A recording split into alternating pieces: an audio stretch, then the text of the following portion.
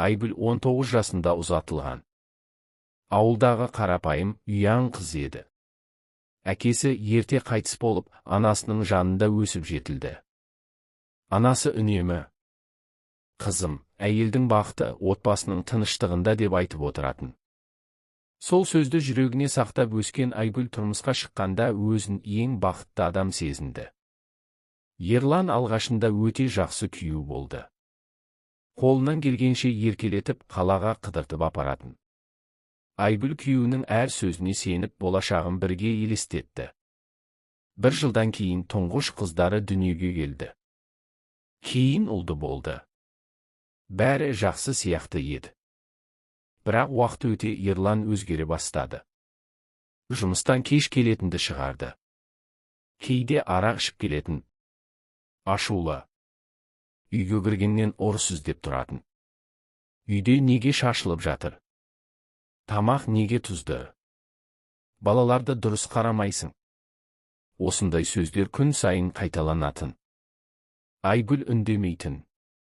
Себебі анасының отбасын сақтау керек деген сөзі санасында тұратын. Бірақ ішіндегі мұң күннен күнге көбейді. Кей түндері бәрі ұйықтағанда ас үйде жалғыз отырып жылайтын. Бір күні әлеуметтік желіде оған бейтаныс ер адам хат жазды. «Сәлеметсіз бе? Көздеріңіз сондай мұңды екен». Айгүл алғашында жауап бермеді. Бірақ әлгі адам күн сайын жазуын тоқтатпады. Оның аты Мақсат еді. Қалада тұратын, сөзге шешен адам болатын.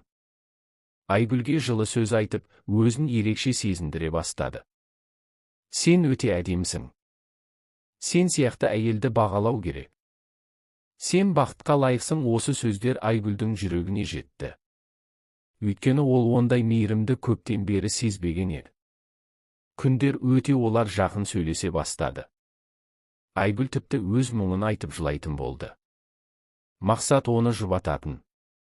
Бір күні олар кездесуге келісті. Айгүл алғаш рет күйеуінен жасырын өтірік айтты. «Құрбым ауырып қалыпты, соған барып келемін» деді. Сол күні ол айна алдында ұзақ дайындалды. Жас кезінде киген көйлегін тауып киіп, шашын сәндеп шықты. Кафеде Мақсат оны гүлмен қарсы алды. Айгүл өзін қайтадан жас қыздай сезінді. Сол кездесуден кейін бәрі өзгерді. Олар жиі кездесетін болды. Айгүл үйіне кеш қайтатын. Кейде балаларын көршісіне тастап кететін жағдайға жетті. Бірақ оның көзі ештеңені көрмеді. Ол өзін бақыттымын деп ойлады. Бірақ арада бірнеше ай өткен соң Мақсат суй бастады. Хабарламалары сиреді. Қоңыраулар азайды. Бір күні Айгүл оның басқа әйелмен суретін көріп қалды. Сол сәтте жүрегі шым ете түсті. «Сонда мен кім болдым?» деп жылады ол. Бірақ бәрі мұнымен бітпеді. Көп ұзамай оған тағы бір ер адам хат жаза бастады. Бұл жолы ол жас жігіт еді. Айгүл алғашында қарсы болды. Бірақ жалғыздық қайта қыса бастады. Ол тағы да сол қателікке кіріп кетті. Бір емес бірнеше ер адаммен сөйлесетін болды. Бірінен мейіріміз деді, бірінен көңіл, бірінен жылулық күтті. Уақыт өте ол өтірікке әбден үйренді. Телефонын ешкімге көрсетпейтін болды. Түнде жастығының астына тығып қоятын. Күйеуі кіріп келгенде селк ете қалатын. Балалары да анасының өзгергенін сезді. Бір күні кішкентай қызы: «Мама, сен неге бізбен бұрынғыдай сөйлеспейсің?» деді. Сол сөз Айгүлдің жүрегіне тиген. Бірақ бәрібір тоқтай алмады. Бір күні ауылдағы әйелдердің бірі оны бөтен еркекпен көлікте көріп қалады. Әңгіме лезде тарады. Айгүл бұзылып кетіпті. Бір емес, бірнеше еркекпен жүреді екен. Ауыл іші гу ете қалды. Айгүл сыртқа шығудан қорқатын болды. Бірақ ең қорқыныштысы әлі алда еді. Бір кеште Ерлан оның телефонын қолына алып қалады. Айгүл жуынуға кіріп кеткенде экранға хабарлама шығып кетеді. «Сенің есіңді сағындым». Ерлан телефонын ашып оқи бастады. Онда ондаған хат. Жүрек белгілері. Суреттер. Кездесу жайлы әңгімелер. Ерланның көзі қанталап кетті. Айгүл ваннадан шыққанда күйеуі үнсіз телефонды алдына лақтырды. Мынау не? Айгүлдің тізесі дірілдеп кетті. Сол түні үйде сұмдық жанжал болды. Балалары бұрышта жылап отырды. Көршілер есік қағып жатты. Ерлан қабырғаға қолымен ұрып, «Мен саған өмірімді бердім», деп айқайлады. Айгүл де жылады. «Мен бақытсыз болдым, мен жалғыз қалдым», бірақ ол сөздер енді ештеңені өзгерте алмады. Ертеңіне Ерлан үйден кетіп қалды. Бірнеше күннен кейін ажырасуға арыз берді. Балалары да анасынан алыстай бастады. Қызы мектепте жылап жүрді. Себебі сыныптастары: «Сенің мамаң жаман әйел екен» деп мазақтайтын. Ұлы тіпті төбелесіп қалған. Айгүл осының бәрін көріп іштен күйреді. Ал көңілдестері ше? Ешқайсысы қалмады. Бірі телефонын бұғаттап тастады. Бірі отбасымды бұза алмаймын деді. Бірі мүлде жоғалып кетті. Айгүл жалғыз пәтерде отырып қалды. Бір күні қызы әкесінің үйіне кетіп бара жатып: «Мама, бұрынғы мама болып кетші», деді жылап. Сол сөз Айгүлді тас-талқан етті. Түнде ол балалардың бос бөлмесіне кіріп, олардың киімдерін құшақтап ұзақ жылады. Үй іші тым-тыныш еді. Бұрын балалардың күлкісі естілетін. Енді тек үнсіздік. Айгүл айна алдына барып өзіне қарады. Көзінің астын әжім басқан. Жүзі қуарып кеткен. Баяғы бақыт іздеген әйелден ештеңе қалмаған еді. Ол уақытша мейірімге алданып жүріп, өз қолымен бүкіл өмірін құлатқанын кеш түсінді. Айгүл кейде түн ортасында оянып кететін. Бір сәтке бәрі бұрынғыдай болып кеткендей сезінетін. Балаларын үйде шығар деп бөлмелеріне қарай жүгіретін. Бірақ есікті ашқанда бос төсектерді көріп, жүрегі тағы сыздайтын. Бір күні ол қызының ескі ойыншығын тауып алды. Кішкентай қоян. Ойыншықты құшағына қысып отырып ұзақ жылады. «Мен не істедім?» деп күбірледі. Ауыл адамдары да оны сырттай жек көре бастады. Дүкенге кірсе, әйелдер сыбырласып қарайтын. Міне сол әйел отбасын өзі құртқан. Айгүл басын төмен түсіріп тез шығып кететін. Бір күні көшеде бұрынғы құрбысы кездесіп қалды. «Айгүл, өзіңді қолға ал. Балаларың үшін өмір сүр», деді. Бірақ Айгүлдің ішінде бәрі өліп қалғандай еді. Ол қайтадан әлгі еркектердің біріне хабарласып көрді. Телефоны өшірулі. Тағы біреуіне жазды: «Мен қазір бос емеспін. Кейін жазамын». Сол сәтте Айгүл олардың ешқайсына керек болмағанын анық түсінді. Олар үшін ол тек уақытша ермек еді. Сол түні ол терезе алдында таң атқанша отырды. Көшеде қар баяу жауып тұрды. Айнала аппақ. Бірақ оның ішіндегі қараңғылық кетпейтіндей еді. Бірнеше аптадан кейін қызы қатты ауырып қалады. Ерлан балаларды дәрігерге апарып жүргенімен қызы анасын сұрай береді: «Мамам келмей ме?» Ерлан үндемейтін. Бір күні Айгүл батылданып бұрынғы үйіне барды. Есікті қызы ашты. Кішкентай қыз анасын көрген бойда қатып қалды. Көздері жасаурап кетті. «Мама!» Айгүл қызын құшақтай бергенде қызы ақырын кейін шегінді. «Сен бізді тастап кеттің ғой». Осы сөз Айгүлдің жүрегіне пышақтай қадалды. Ол тізерлеп отырып жылай бастады. «Қызым, кешірші мені». Қызы да жылады. Бірақ бұрынғыдай мойнына асыла қоймады. Себебі баланың жүрегі бәрін сезеді. Сол кезде Ерлан да бөлмеден шықты. Шашына ақ түсіп кеткен. Жүзі қатты өзгерген. Айгүл оны көріп көзіне жас алды. «Ерлан, мен бәрін түсіндім», деді дірілдеп. Ерлан ұзақ үнсіз тұрды. Кейбір қателіктің кешірімі болады. Бірақ кейбірі адамның өмірін өзгертеді, деді жай ғана. Айгүл не айтарын білмеді. Себебі бұл сөздің рас екенін өзі де түсінген еді. Сол күні ол үйден тағы жалғыз шықты. Көшеде қар қалың жауып тұрды. Айгүл аялдамада ұзақ отырды. Адамдар келіп кетіп жатты.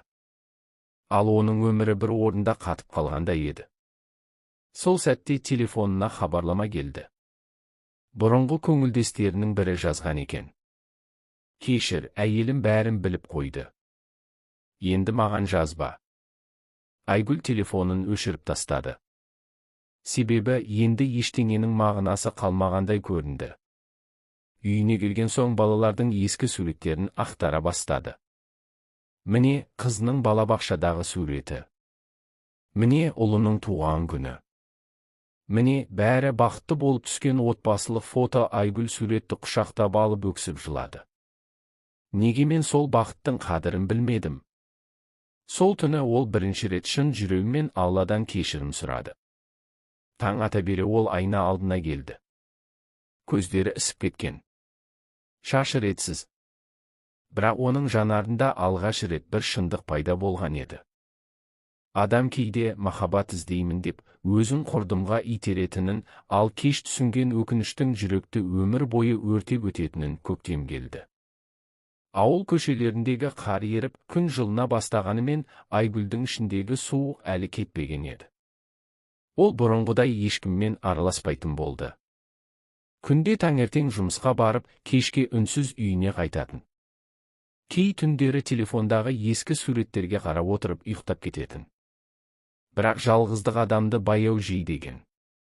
Бір күні жұмыста жаңа жүргізуші пайда болды. Оның аты Арман. 40-тар шамасындағы сабырлы ер адам еді. Әйелі қайтыс болғанын, жалғыз ұл тәрбиелеп отырғанын адамдар айтып жүрді. Арман Айгүлге алғашында жай ғана сәлем беріп жүрді. Кейін шай әкеліп беретін болды. Өзіңізді шаршатып жібермеңіз дейтін ақырын ғана. Айгүл алғашында мән бермеді. Бірақ Арманның көзқарасында өзгеше жылылық бар еді. Ол Айгүлдің өткенін білсе де, өзгелер сияқты сыртынан күлмейтін. Бір күні жұмыстан кейін жаңбыр құйып кетті. Айгүл аялдамада жалғыз тұрған. Сол кезде қасына Арман көлігімен келді. Үйіңізге апарып тастайын, жаңбыр күшейіп барады деді. Айгүл аз ойланып көлікке отырды. Жол бойы үндемей отырды. Тек терезеге тамған жаңбыр дыбысы ғана естілді. Кенет Арман жай дауыспен: кейде адам қателескені үшін емес, жалғыз қалғаны үшін сынады өзін, деді. Айгүл селк ете қалды. Себебі бұл сөз оның жүрегіндегі жасырын ауырсынуды дәл тапқандай еді. Сол күннен кейін олар жиі сөйлесе бастады. Арман ешқашан артық сұрақ қоймайтын. Айгүл жыласа, тыныш қана тыңдайтын. Ол алғаш рет өзін біреудің жанында қауіпсіз сезінді. Бірақ ауыл адамдары тағы да сөз шығара бастады. Анау Айгүл тағы біреумен жүр екен. Түк өзгермеген бұл сөздер Айгүлге ауыр тиді. Ол Арманнан алыстауға тырысты. Бір күні: маған жақындамаңызшы, менің кесірім тиеді, деді көзіне жас алып. Арман үнсіз біраз тұрды. Әр адам екінші мүмкіндікке лайық, Айгүл, деді. Осы сөзден кейін Айгүл жылап жіберді. Бірақ тағдыр оған тағы тыныш өмір сыйламады. Бір кеште Айгүл үйіне қайтып келе жатқанда көшенің бұрышынан Ерланды көріп қалды. Оның жанында балалар да бар еді. Қызы анасын көріп қуанып жүгіре берген. Бірақ Ерлан қызын тоқтатып қалды. Айгүлдің жүрегі шымырлап кетті. Себебі Ерланның көзіндегі мұздай суықтық әлі жоғалмаған еді. Сол түні Айгүл ұзақ ойланды. Менің бақыт іздеуге хақым бар ма? Мен қайтадан біреуді жақсы көре аламын ба? Ал Арман болса күн сайын оған жақындай берді. Бір күні ол Айгүлді қала шетіндегі тыныш көлге алып барды. Күн батып бара жатқан. Су беті қызғылт түске боялған. Арман біраз үнсіз отырып: мен сенің өткеніңді білемін. Бірақ мен сенің қазіргі жаныңды көріп тұрмын деді. Айгүлдің көзіне жас келді. Өйткені оны алғаш рет ешкім кінәламай тыңдап тұрған еді. Бірақ дәл сол сәтте оның телефоны шырылдады. Қызы хабарласып тұр екен. Телефонның ар жағынан қыздың жылаған дауысы естілді. Мама, папам ауырып қалды, тез келші. Айгүлдің қолы дірілдеп кетті. Не болды? Деді орнынан атып тұрып. Қызы өксіп жылап тұрды. Папам құлап қалды, жедел жәрдем алып кетті. Телефон үзіліп қалды. Айгүл не істерін білмей сасып қалды. Арман дереу көлікті оталдырып ауруханаға барайық деді. Жол бойы Айгүлдің жүрегі тарсылдап соғып тұрды. Көзіне қайта-қайта Ерланмен өткізген жылдары елестей берді. Той күні балалары туған сәт, бірге күлген кездері, қанша ренжісе де, Ерлан оның өмірінің үлкен бөлігі еді. Ауруханаға жеткенде қызы дәлізде жылап отыр екен. Ұлы үнсіз қабырғаға сүйеніп қалған. Айгүл қызын құшақтап, «Не деді дәрігерлер?» деп сұрады. Жүрегіне салмақ түскен дейді. Сол сәтте дәрігер шығып, «Туыстары кім болады?» деді. Айгүл орнынан тұра бергенде Ерланның ағасы суық дауыспен, «Қазір саған оның қасында жүрудің қажеті жоқ» деді. Айгүл үнсіз қатып қалды. Бұл сөзден кейін өзін бөтен адамдай сезінді. Бірақ қызы оның қолынан жібермей тұрды. Бірнеше сағаттан кейін Ерланды палатаға ауыстырды. Айгүл есік алдында ұзақ тұрды. Кіруге батылы жетпеді. Соңында ақырын ішке кірді. Ерлан қатты жүдеп кеткен екен. Бетіне әжім түскен. Қолына дәрі қосылған. Айгүл оны көріп көз жасын тыя алмады. Ерлан ақырын көзін ашты. Бір сәтке екеуі үнсіз қарап жатты. «Сен бе?» деді әлсіз дауыспен. Айгүл басын изеді. «Кешір мені» деді жылап. Ерлан көзін төбеге қадап ұзақ жатты. «Мен сені қатты жақсы көрдім, Айгүл» деді жай ғана. Осы сөз Айгүлдің ішін өртеп жіберді. Себебі ол мұндай сөзді күйеуінен қаншама жылдан бері естімеген еді. «Бірақ сен мені тірідей сындырдың», Айгүл еңкілдеп жылады. Палата іші тым ауыр үнсіздікке толды. Сыртта жаңбыр жауып тұрған. Ерлан ақырын қызы мен ұлын шақырды. Балалар әкесінің қасына келіп жылады. Сол сәтте Айгүл бұрышта үнсіз тұрды. Ол өзін осы отбасының ішінде артық адамдай сезінді. Кенет Ерлан әлсіз дауыспен, «Балаларға жақсы ана бол, тым кеш болып кетпесін» деді. Айгүл жылап басын изеді. Бірақ тағдыр тағы соққы дайындап қойған еді. Түн ортасында дәрігерлер жүгіріп палатаға кіре бастады. Аппараттың дауысы қатты шығып кетті. Қызы қорқып айқайлап жіберді. «Папа!» Айгүлдің аяғы дірілдеп есікке сүйенді. Бірнеше минуттан кейін дәрігер сыртқа шықты. Жүзінен бәрі белгілі еді. «Кешіріңіздер, қолдан келгенін жасадық» қызы шыңғырып жылап жіберді. Ұлы қабырғаға жұдырығымен ұрды. Ал Айгүл тізерлеп отыра кетті. Көзінен жас емес, жан дауысы шыққандай еді. Сол түні оның бүкіл өмірі тағы бір рет қирады. Жерлеу күні ауылдың бәрі келді. Адамдар сыбырласып қарап тұрды. Еркекті уайым өлтірді, отбасының шырқы бұзылған соң солай болады. Айгүл бәрін естіп тұрды. Бірақ ештеңеге жауап қайтара алмады. Ерланды жерлегенде қызы анасын құшақтап, «Мама, біз енді жалғыз қалдық па?» деп жылады. Айгүл сол сәтте ғана балаларының алдында қаншалық үлкен жауапкершілік тұрғанын шын түсінді. Ал Арман ше? Ол алыстан ғана қарап тұрды. Жерлеуден кейін Айгүл үйіне келгенде үстел үстінен хат тауып алды. Арман жазып кетіпті. «Сенің жүрегің қазір жаралы. Мен сені қинағым келмейді. Бірақ бір күні өмірден қайта жарық көргің келсе мен күтемін». Айгүл хатты құшақтап ұзақ жылады.